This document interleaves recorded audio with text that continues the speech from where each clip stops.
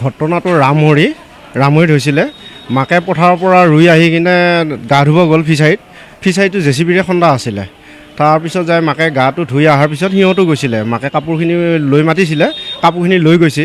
কাপোৰখিনি লৈ যোৱাৰ পিছতে সিহঁতেও গৰম লগাৰ কাৰণে মাকে গাটো ধুই দিলে। ধুই দি কিনে মাকে গাটো ধুই আহিছে, তোমালোকেও আহা, আৰু মাক আগবাঢ়িলে। সিহঁতে যাই আহিব খোজোঁতে খালত পৰি গৈছে। দুইজন, এজন হ'ল ভাগিনেক, এজন হ'ল নিজৰ ছোৱালী। ভাগিনেকৰ ঘৰটো আছিলে এই টিয়াঝাৰ বুলি কয়, বেজপাৰা টিয়াঝাৰত। তাৰপিছত গৰম বন্ধৰ কাৰণে আহিছিলে আৰু মাকো আহিছিলে। মাকে ৰুই আহি কিনে গা ধুব গৈছিলে। মাকে লৈ আহিছিলে, কিন্তু মামীয়েকটো নাছিলে, সিহঁতে লৈ আহিছিলে।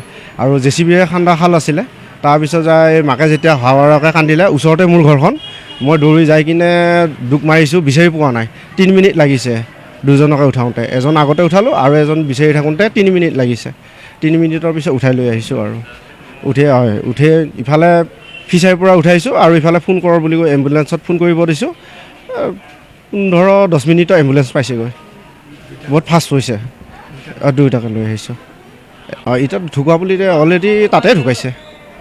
10-15 মিনিট লাগিছে, ঘৰতে ঢুকাইছে। মই চাইছোঁ এইবিলাক গোটেই নাভটো চলা নাই, ঠাণ্ডা পৰি গৈছে সেনেকৈ।